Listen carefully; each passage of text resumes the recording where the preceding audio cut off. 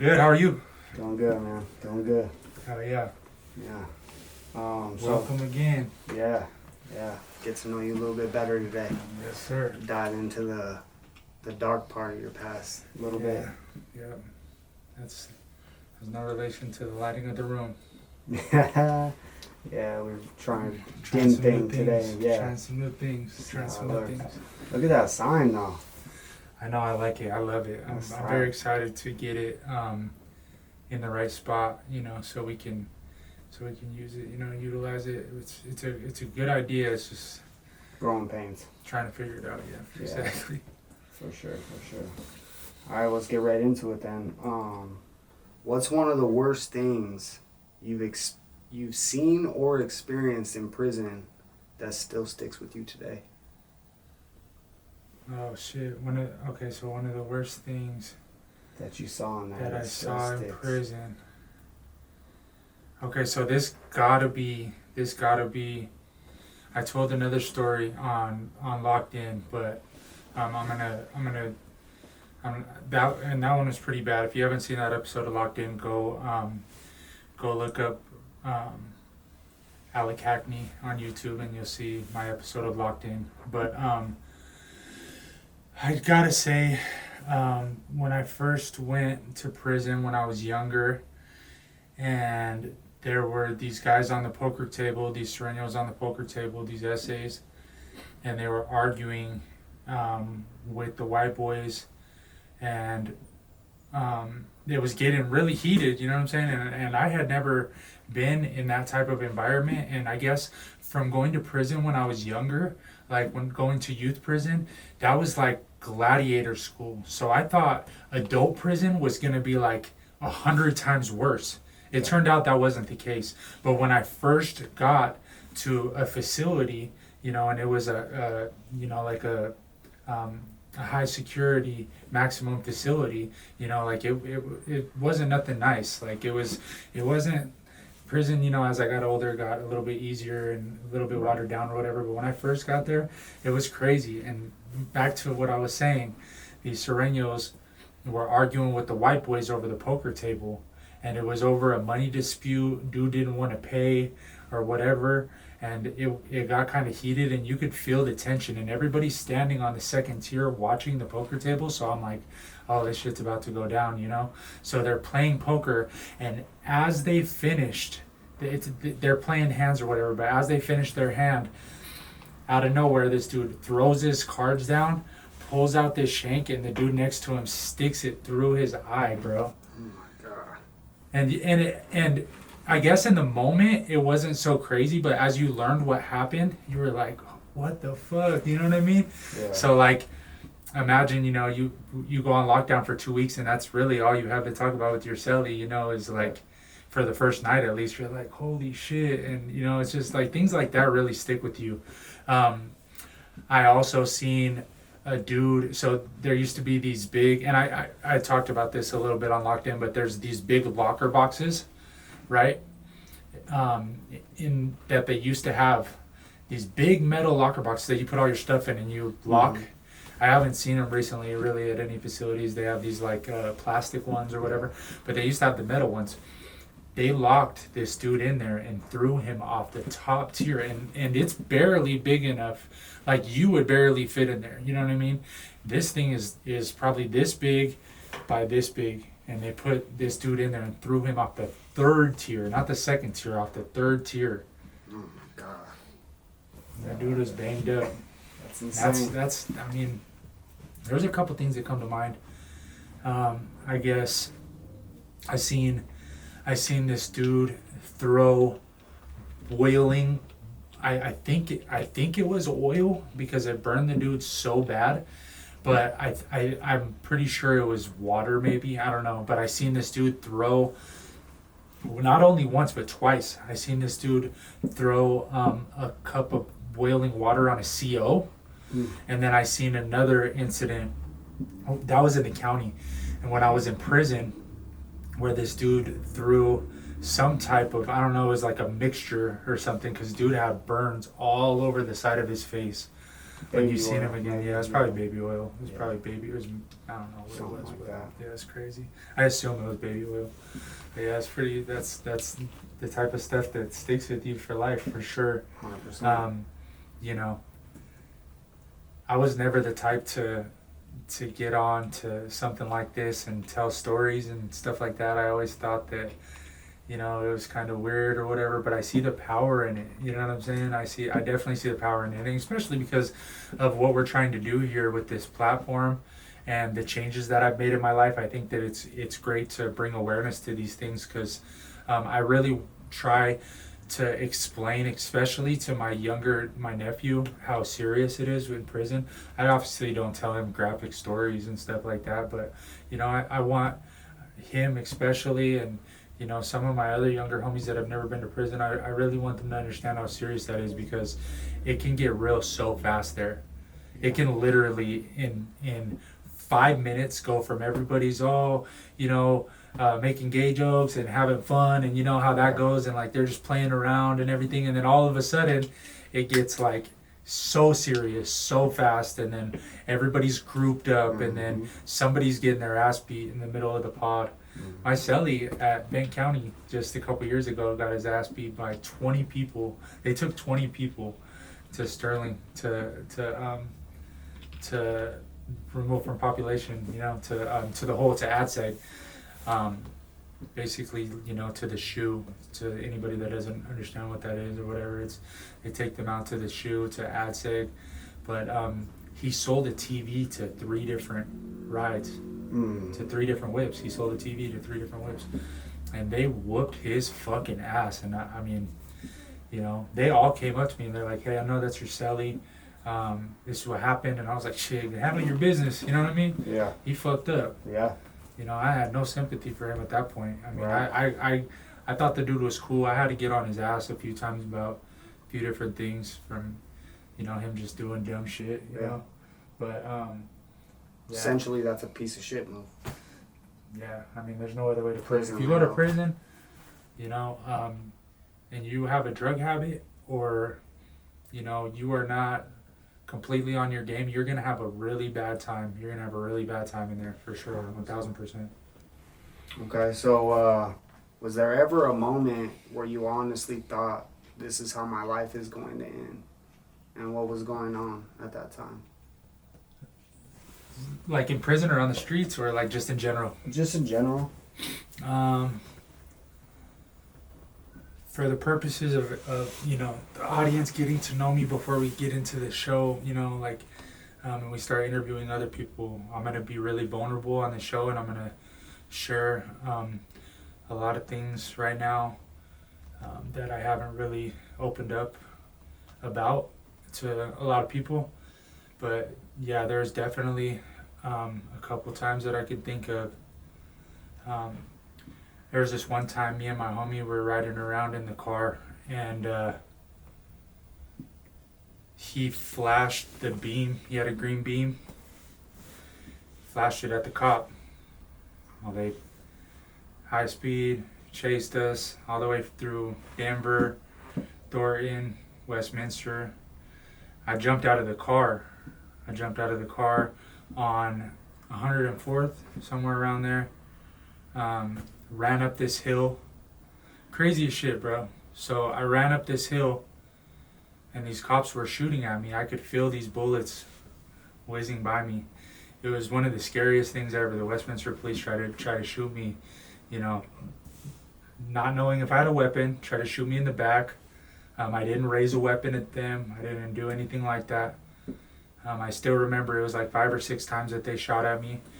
And it's pretty crazy because I was running up a hill, and over that hill was a little neighborhood, and it was like a bunch of fences, and it was backyards. I hopped a fence, and I got inside of this little like doggy door, like it was like a dog house, and I laid in there, and I just waited. I waited, and they were going around the block and everything. About an hour, maybe 2 hours later, this lady comes out, and she's like, hey, is there somebody in there? And I was like, yeah, you know. And she's like, what are you doing in there? And I was like, I'm not gonna lie to you, I'm hiding from the cops. I didn't do anything. They tried to shoot me. And she must have had, and I swear, bro, she must have had some type of like nephew or brother or son that had been in trouble, you know, or been in prison or something, because she said, "No, honey, it's fine. Stay in there. You can leave whenever you want. Just be safe." She looked at me dead in the eyes, like, you know, because I poked my head out and I was like, you know, I'll trip. She could see the fear in my eyes, you know? Yeah. And I was dead sincere. That's Bro, amazing. I sat there in that doghouse, not knowing, going back and forth in my head, like, is this lady going to call the cops on me? Should I book it? If I book it now, it's too early. Like, what should I do, you know? And I'm sitting there just in a panic, anxiety. I used to bring a lot of these things on myself, right? But, you know, like straight fight or flight mode, most anxiety I probably have ever felt. I stayed there till the morning and I left, you know. And that lady, God bless her, I would love to go to her house and bless her because she blessed me that night, you know. For sure. And I had a car, I had a car parked down the street, and I went and got in that car and I took off, and I thanked God. I stopped at the next red light and I was like, thank you, God. Thank you so much for blessing me, you know. Yeah. The only other time I could really think of like that is, you know, is getting shot, you know. I luckily didn't get hit by, you know, the whole slug, but I got hit by a fragment that hit the car door and it hit me in the rib. And that's, like I said, you know, on the last episode, that's the night that I decided to quit doing drugs. I called my parole officer and I said, hey, I really would like to go to rehab, and I've been sober for almost 8 years now. So, yeah, congrats on that. That's another time when I was scared that, you know, that I was gonna lose my life. So yeah. Okay. What's a decision you made in life that changed everything for better or worse in an instant? In an instant. So, in an instant that changed my life for better or worse. I would have to say I'm probably going to revert back to, I had to make a decision. Okay, let's go here. Okay.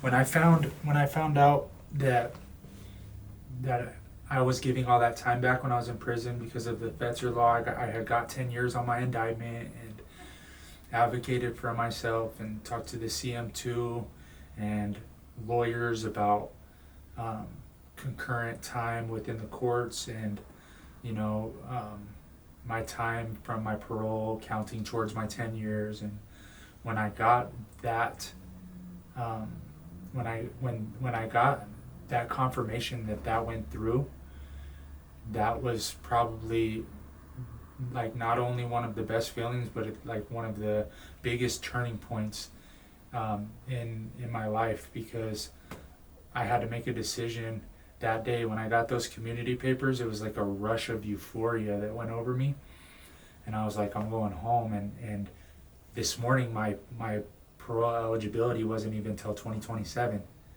and my mandatory release is still 2031.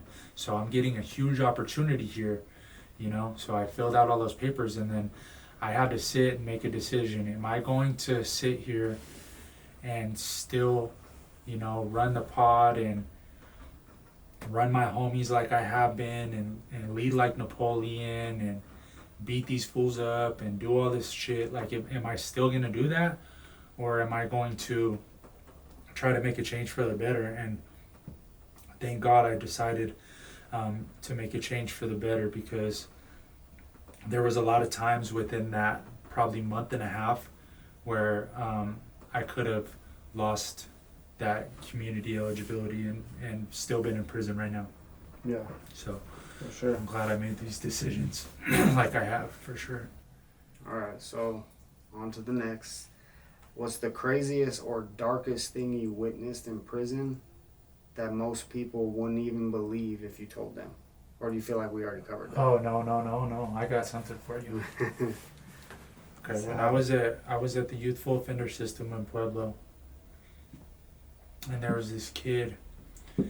He was a blonde-haired kid. Nobody really talked to him. I think his name was was Yates. Shout out to Yates if he ever sees this, or but he explained to me about the different dimensions of the universe, and I was so fascinated by this. Like, I had visitors at the time that would come see me, and I'd explain to them about this because I was just so fascinated. I was like, you gotta look this up. Like, this dude is telling me all this crazy stuff, right? And he would tell me stories about his past lives, and like, you can't help, to this day, you can't help but not believe this dude, the way he's telling the story, right? Because he's telling me how, like, you would have to be fucking nuts out of your mind to look somebody bold face in the eye and tell them this type of lie, or like make this up. So he's telling me about his past lives and how he died and all this crazy stuff, right? Well, there was one night where I was going to look for my friend, and he was in the same unit as me, and it's a long hallway. So I leave at it's like 1 a.m, it's Friday night, Saturday night, and I'm going to go talk to him, and I assume everybody's up. Everybody else is sleeping in that room. It's loud because it's Friday night, it's Friday night, and we're all young. Everybody's, gang member, violent offenders.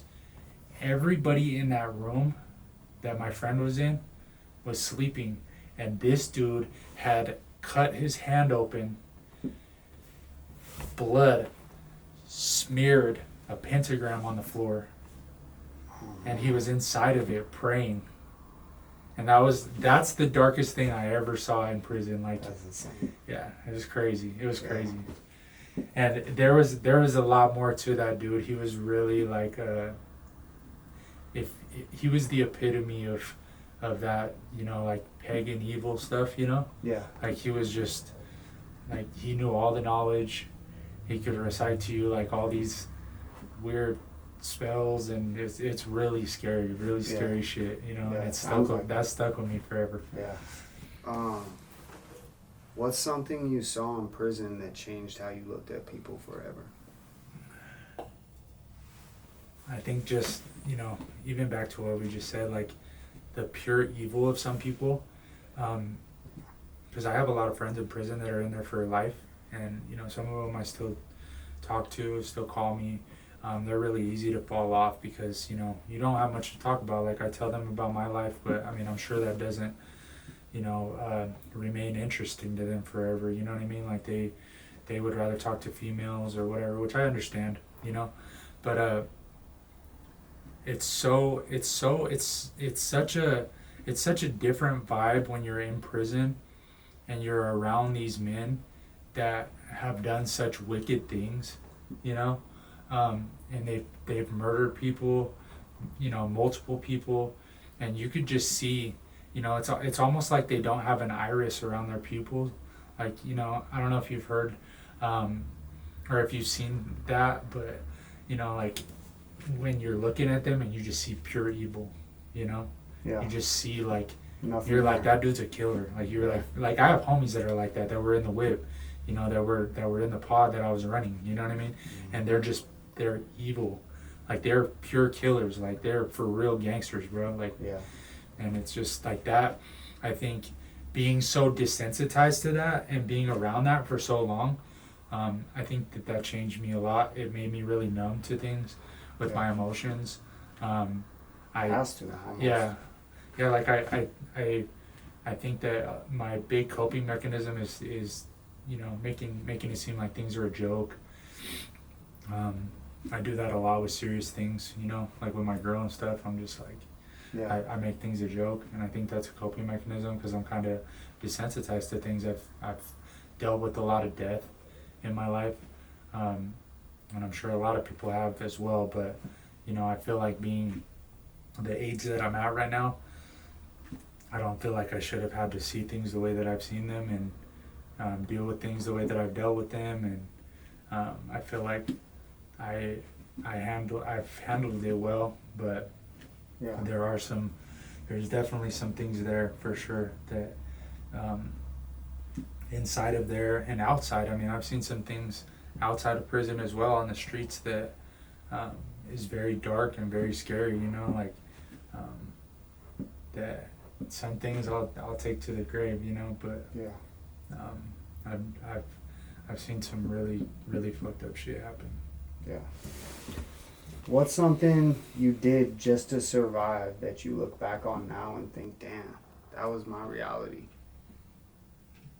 Man, I really don't, you know, like just for the sake of you know, reminiscing and opening up and being vulnerable. I just want to make this clear. I don't condone any of the actions that I'm speaking on right now of my past. I'm just purely doing this for, you know, the educational purpose of it and, you know, opening up. But I think having to live with, you know, shooting at people, getting robbed, having a gun to your head, and the things that you have to do to retaliate for that because your pride is so high that you can't let it go. How I caught my first case, right?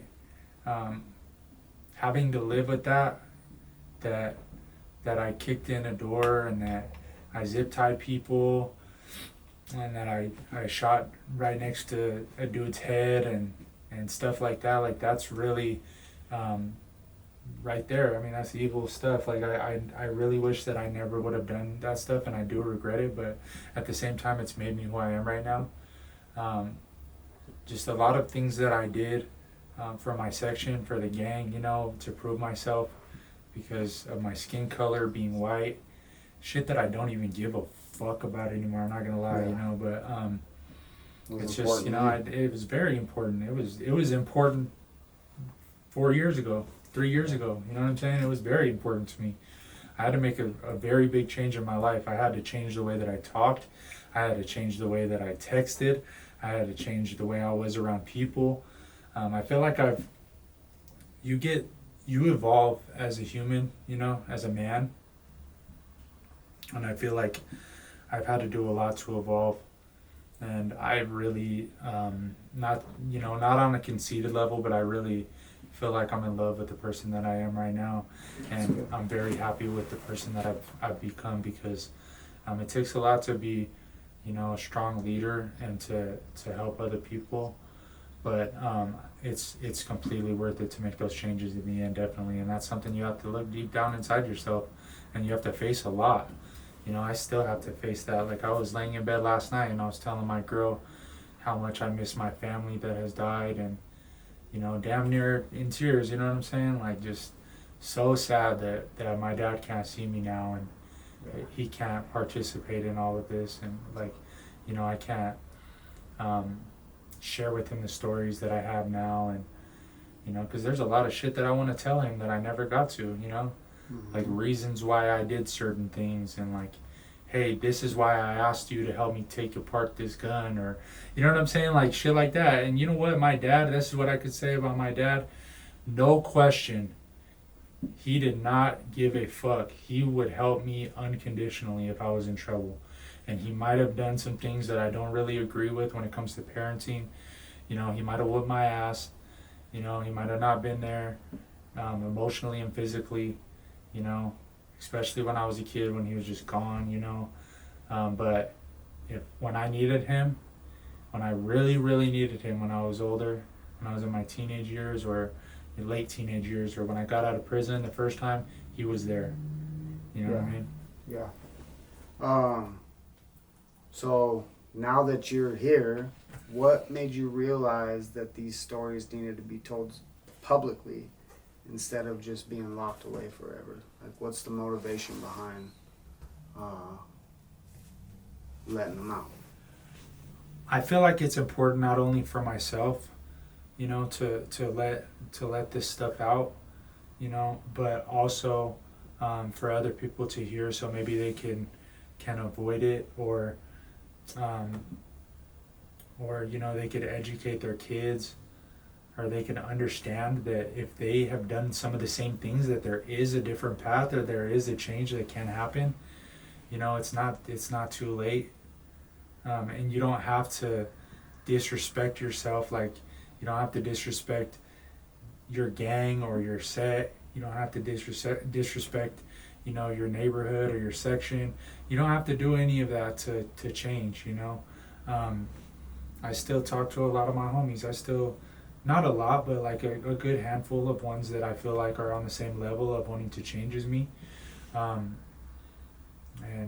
I really care about them. I really want them to do better for themselves, and I do my best to give them the best advice possible because, you know, I see a lot of my homies that I used to really look up to, my big homies that I used to think they were the man, you know, and they're just doing bad. You know what I'm saying? They're doing super bad, and I don't want to really get into the details of all that, but it's really hard to look up to somebody that's 50 years old and doesn't have a car, you know, and stuff like that. Like, it's just like, and it's not really their fault, you know, like they're just trapped in the cycle too. And that's something I had to look inside myself and be like, I don't want to do this. I don't want to be that person, you know, like I don't care that much about, you know, about the neighborhood to throw away my life for it. Like, I care about it. I love it. I love my hood. I love my section. I love it.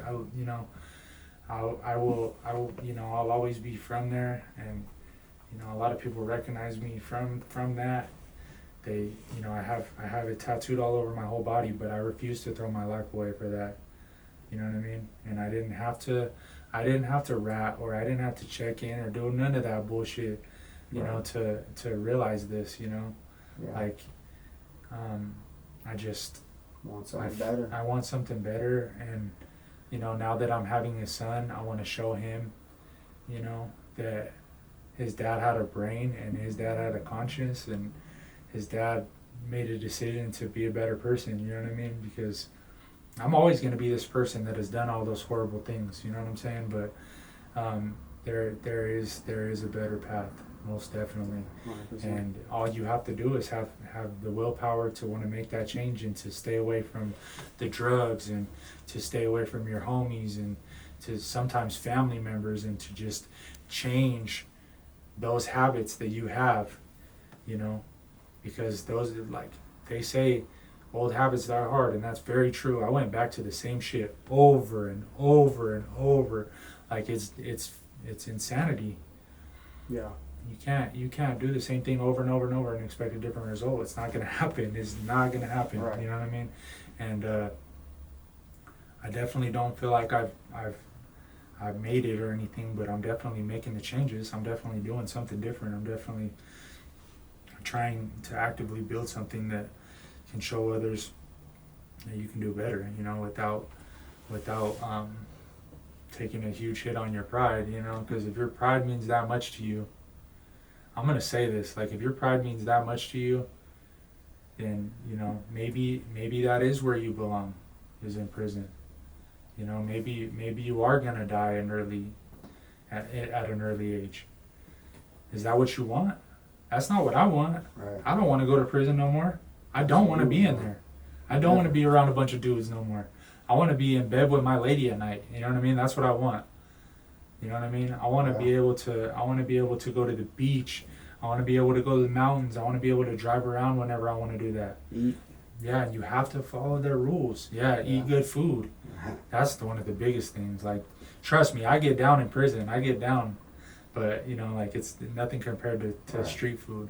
Right. To breakfast burritos and pizza and, you know what I'm saying, lasagna, spaghetti, all the Italian food. There's nothing like that. You can't get that in prison.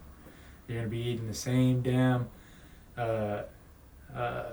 old piece of pizza on Friday night, and same damn dried chicken, and it's just, yeah, you don't want that. Yeah, 100%. All right, so what's the part of life that looks exciting, the part of that life that looks exciting from the outside but destroys people on the inside? I think that the notoriety and, you know, the clout and the chasing a name in the hood. Like, you wanna be the rawest gangster, right? You wanna be the hardest dude from your section, and you try so hard to be that with the fighting and the shooting and selling drugs and the money and, you know, wearing all this designer clothes and shit like that, like, you know, that stuff will eat you alive chasing that, because it'll never be enough. And, you know, within doing that, you know, you destroy yourself because you fall into drugs, or you sell drugs and you ruin other people's lives, and you have money that's just like quicksand, you know what I mean? Like, it goes away so fast. It's like sand through your hands. Like, Right. you know, it's hard to hold, right? Yeah. It comes fast, it goes fast, and it's not sustainable, you know? You're not building good habits, you're not understanding financial literacy, you're not having something sustainable like a business that you can have revenue coming in, or, you know, you're not making smart investments with your money. It's just never gonna happen with that type of money. Mm-hmm. It's just never gonna happen, because somebody could always take it from you. Right. Like, my whole thing is freedom, right? I want to keep my freedom. My freedom is so important to maintain to me, not only for my family, my mom and my sister and my lady and all of her family, but, you know, also financial freedom, right? Like, I want to be able to do whatever I want to do when I want to do it, you know? Yeah. And that's why I've taken risks and, you know, try to learn how to trade and lost a lot of money, and, you know, because that's what you got to do. You got to learn to build a risk tolerance, you know, and risking. I think it's so much easier for people that have been through some of the things that I've been through, because we're not scared to take risks, Yeah. you know? 100%. And so when you have a little bit of capital to invest, you're okay with, you know, taking that risk, understanding the benefit on the other side. And when you practice patience and discipline in your investments, you know what I mean? Yeah. Okay, so kind of going along with that, if there's somebody out there right now that's kind of watching that thinks that life is glamorous or something that they like, what's the one story you'd tell them that would shut that idea down immediately?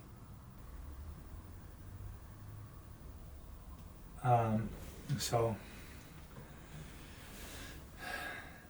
that you know, that life looks so great, and it makes me think about me and my cousin rolling around when we were younger, and just how easily that can go, right?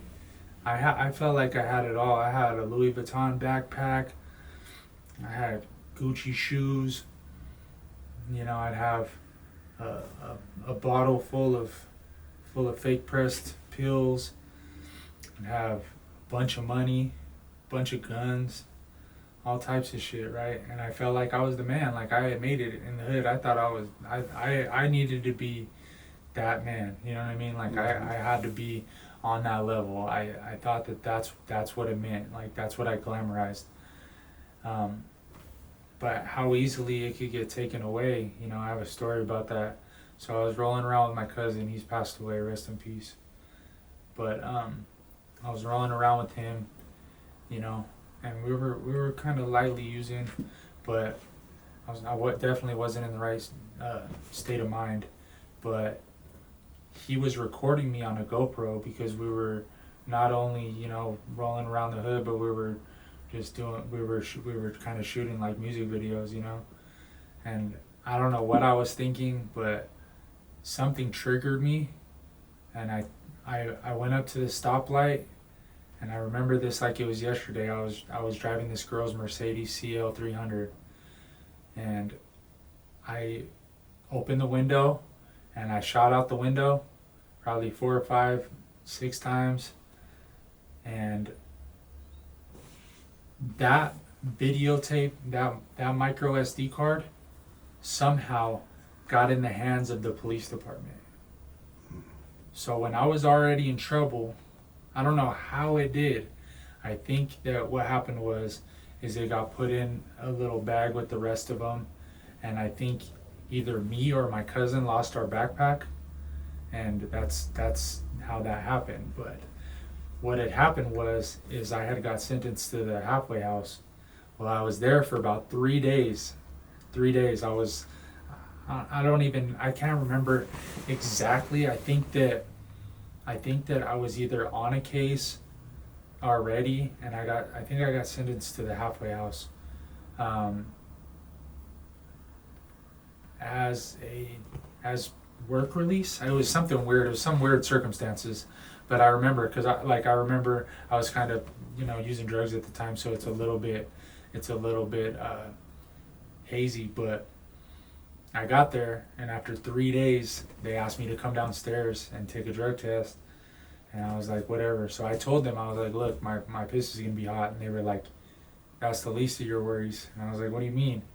And they had a paper that was on the printer, took it off. They're like, you got 6 new charges.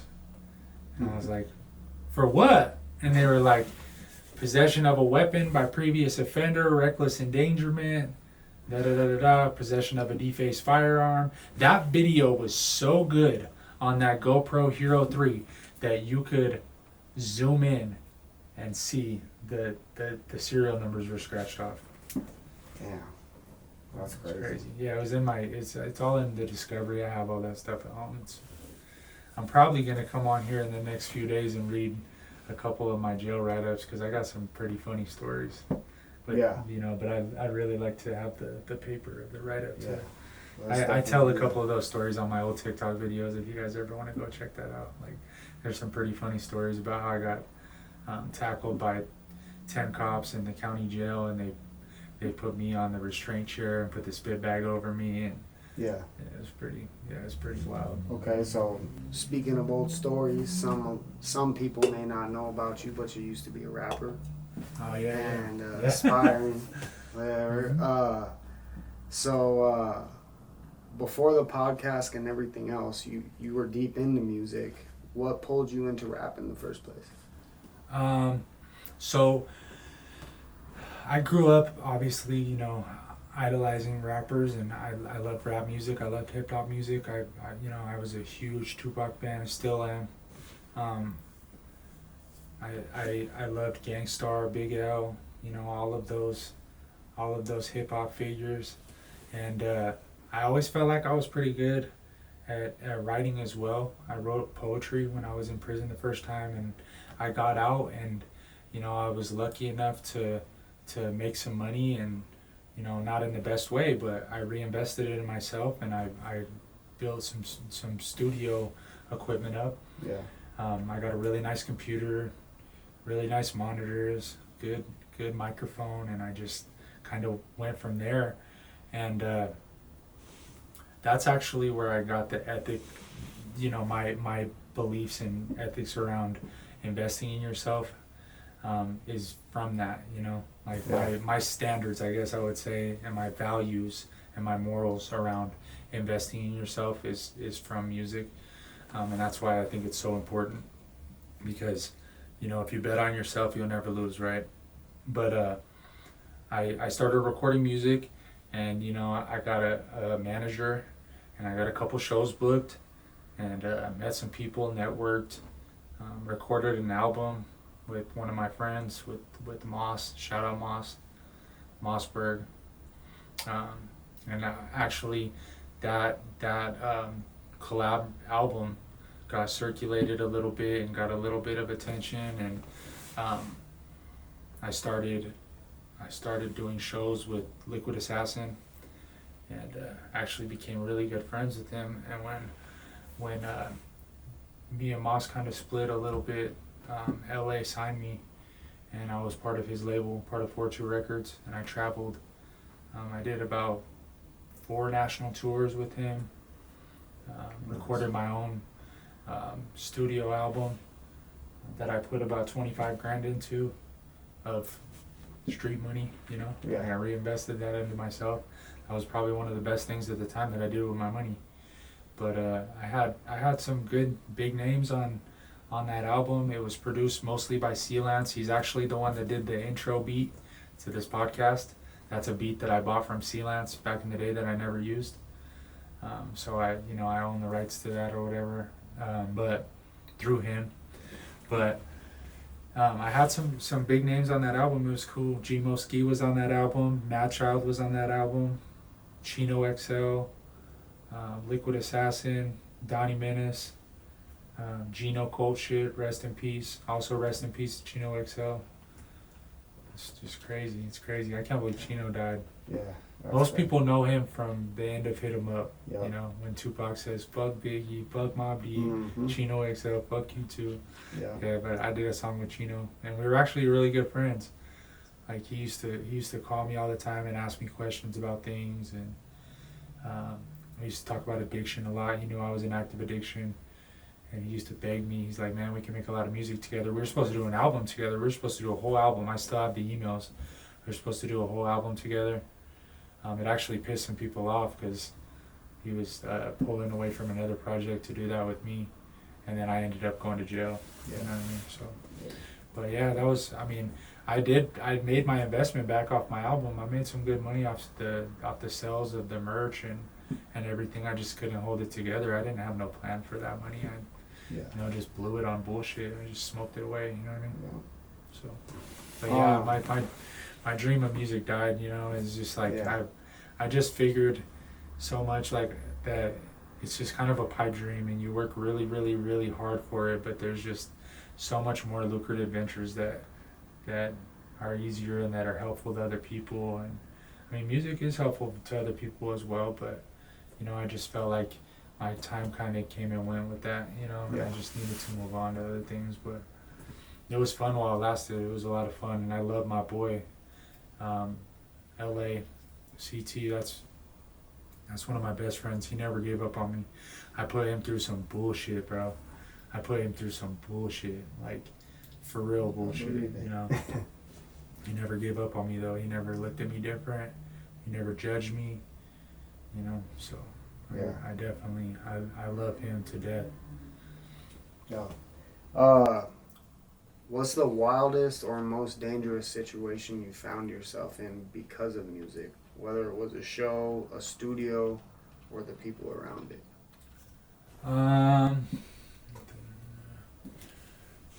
There was a time where the club got shot up. The club got shot up in St. Paul when me and LA were on tour.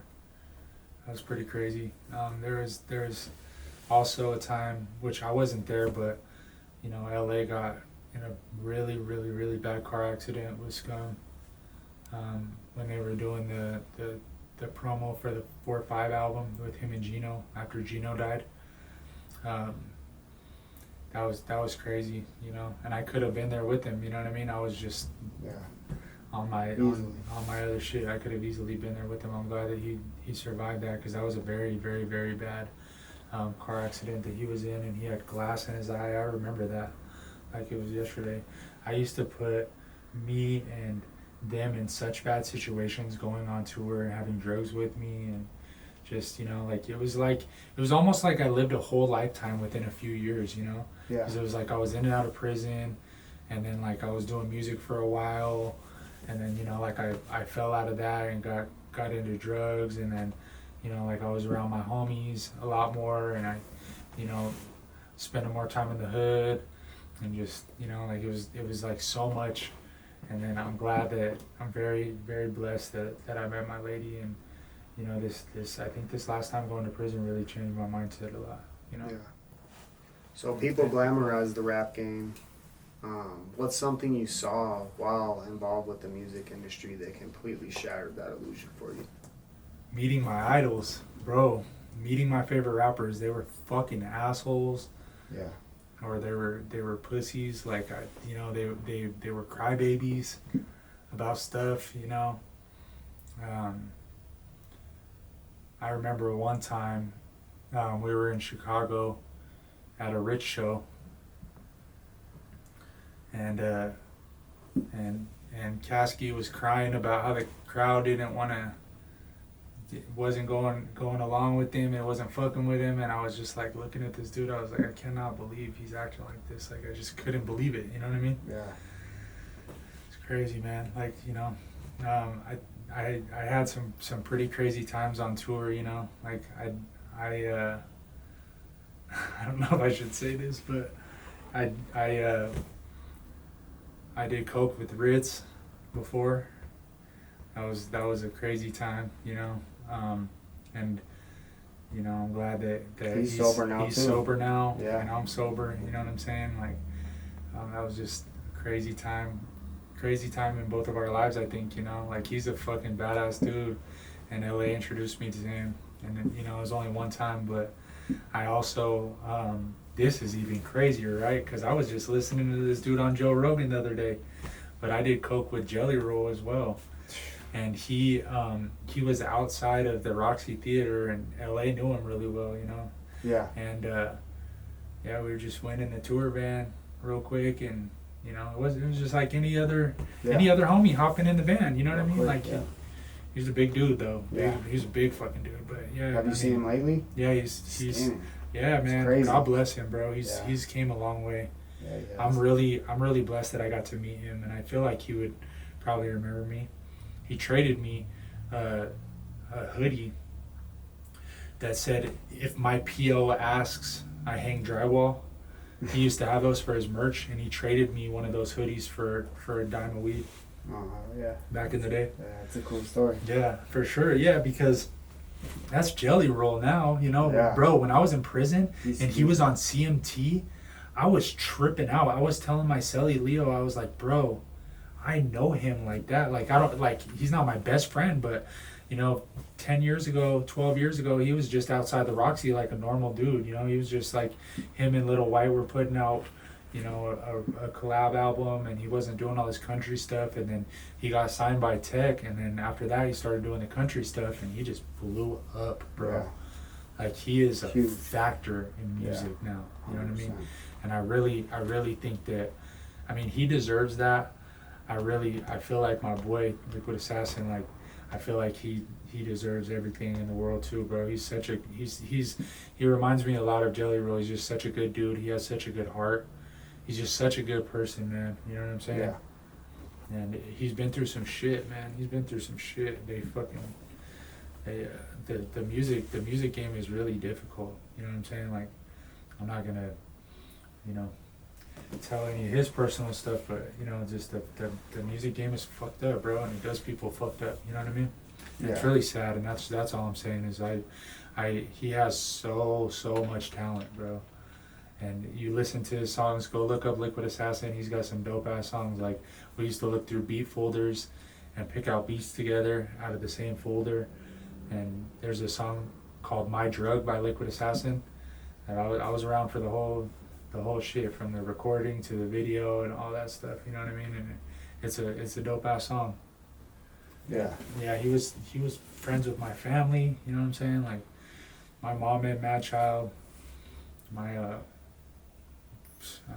dad was real close with CT, with Liquid Assassin. You know, it was sad. It was really sad when I called him and told him my dad died, because he was sad about it. I could tell, you know. Yeah, for sure. So you've lived the streets, prison, and the music industry. If you had to rank them, which one is the most dangerous and why? So it depends on, like, what level we're talking about. I think that emotionally and spiritually, I mean, obviously, you know, the streets and prison is really bad, and can, you know, but I think that music can just fuck you up, you know. Like, it just tears your spirit apart. I feel like, if, you know, it's just, there's so much evil involved in it, and I think that's why I wanted to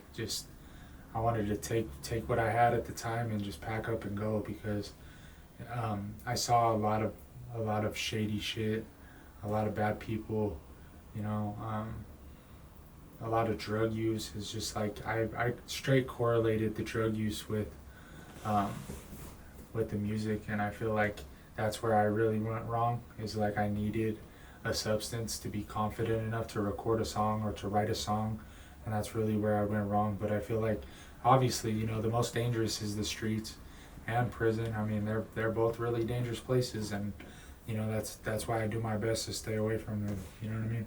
Yeah, 100%. So, what's the closest you ever came to losing everything, and which world did it happen in? I lost everything. I lost everything when my dad died. I lost everything when my dad died, and I went to prison. I got out with nothing. I lost everything. I had given clothes to my homies, you know, expensive clothes, expensive designer clothes. I had given them guns to sell, and to put money on my books, right? That never happened. Come on, Yeah. you know? Never. I should have known better, you know, but that's a price well paid to know, you know what I'm saying? Like what level we're on. I could think of so many times that somebody asked me for something to borrow money, and I'll be like, you know, well, you know, I'm not gonna give you money, but you could do this for me, you know what I'm saying? And I'll send it to you. Guess what? What I asked them for never happened, but I sent them the money. But you know what I look at that as? Money well spent. That's money that I paid to know that I can't fuck with you. And I'm not gonna fuck with you. Right. And that's money well spent. That's money on the ledger. You know what I mean? And I'm cool with that. Sometimes you gotta subtract to add. Exactly. And there's thousands of dollars out there that I had to chalk up, but that's money well spent to know I can't fuck with these people, and that's why I have such a small circle now. And you know, the deeper and deeper I go with this, you know, this is what you missed out on, because you could have been a part of all this. You know what I'm saying? Especially the people that I was really, really, really close with. Yeah. You know, like if I don't mention your name, like, you're really, it's not that important. You know what I mean? You're not that important. Like I have a lot of people that I care about in my life now that I mention all the time, that I talk about all the time, and that, you know, there's just a lot of people I had to write off, man. And you know, if you're gonna change, you have to do the same thing. You can't hold on to these people. I held on for a long time, even after I was done dirty. I was done dirty so many times. I was made promises, and I let it go, and I was like, nah, like that's my boy. Like, nah, you have to read the writing on the wall. Read the writing on the wall. That's why they say love is blind. Read between the lines, exactly. Yeah, exactly. And that as well. well. The red flags, yeah. Completely ignored it, you know, and I lost everything. I lost everything when that happened. When I had to rebuild it back up. You know, I found out my dad died, and I went back to prison. Spent really everything that, you know, everything I had and more on a lawyer that, you know, I really feel like didn't really do much, but I'm glad that I had one instead of, you know, having a public defender, because I already know how that goes plenty of times, you know. Public pretender. Exactly. So, you know, I got out with pretty much nothing. Like I had lost everything, my clothes, all the things I had of value, I had, you know, given to my homies, right? You know, they pretty much tried to ransack all my shit and ask my girl for all my shit, and she was like, nah, you know, or she would ask me, she'd be like, hey, he wants this, is that cool? And sometimes I'd say yes, sometimes I was like, nah, like, you know what I mean? But my girl had it down the whole time, you know what I mean? She ran everything for me, and she helped me, like, you know, when I was hustling my little store in prison, she would take the cash apps, and I ended up, you know, being able to get out with a little bit of money, enough to buy a phone, and that's it, you know what I mean? And I had to build everything up from there. Started at Jiffy Lube. Actually, one of my business partners was my manager, you know? That just goes to show you, God, you know, God is real, and God puts you in opportunities for a reason, you know? And I showed him I was a hard worker there, and I actually helped him become a recovery coach, you know? Like he wanted to, he wanted to better himself in his life, and he asked me, like, hey, how do I do this? And I gave him some advice, and then, you know, we built up separately, and then we ended up, you know, clicking together when some really fucked up shit went down in business, you know, but it is what it is, you know, like I feel like I'm in a better spot and better situation now, so. Yeah. So of all those environments that you lived in, the streets, prison, and the music world, which one do you think messed with your head the most? All of them. Equally? Not equally. I wouldn't say equally. I got a lot of joy out of doing music, you know, for a period of time, and I think it was more so the people that I was around. I loved all of them so much, and I held them so dear. Like, you know, LA and Gino, and just the people that, you know, that from everybody that was part of 4-2. Mr. K.A., Soul, Doughboy, D, like just everybody that was part, of 4-2 and, and Moss and just everybody that I did music with. But it was just an evil space. Like it was just like a negative space all the way around. It was just so much pride and ego and, so much fake the funk and grimy shit. Same thing with the streets. They all correlate together, Yeah. Like I was really deeply involved in the streets and music at the same time. And then, ended up going back to prison again. So I was like, I had to figure it out, and I wanted to figure it out a different way, and I feel like I really found my wave. Yeah. It shows now. Thank you. Look at yeah, you, brother. thank you, brother. So if you could erase one decision from any of those worlds, which one would you erase, and what do you think your life looks like if you were able to? I was able to, I'd say the active decision to not spend time with my family. I really wish that I would have spent more time with my grandma before she died, my grandpa before he died, my uncle before he died, my dad, my cousin. Like I just, I really wish I would have spent more time with them while they were here. I took that for granted completely, and I made that decision. Yeah. I completely consciously made that decision. I was on substances, but I made that decision to not be around for them, and to not be around at all. And I paid the price for it now. And I think if I would have spent more time with them, I would have maybe felt a little bit more fulfillment now. Yeah. But I do find grace and fulfillment in the fact that, I was able to even be in their lives and to be touched by them and to touch their lives. Like, I just wish that I maybe would have figured it out a little bit sooner so they could have seen like what I could do with myself, because it was always them telling me the most that, the potential that I have. And, there was times where, when me and my dad got closer, that he would tell me like, you have a lot of potential and you're smart and just these things, that really boost my confidence now. Yeah. You know what I mean? When I think back on it and I read the text messages that he would send me, like I have them all on that computer that, I logged into the old Apple ID and I could see all that shit, and I spent a whole day down there reading all those messages. Yeah. So going along with the 3 worlds questions, which version of yourself do you think was the most dangerous to others?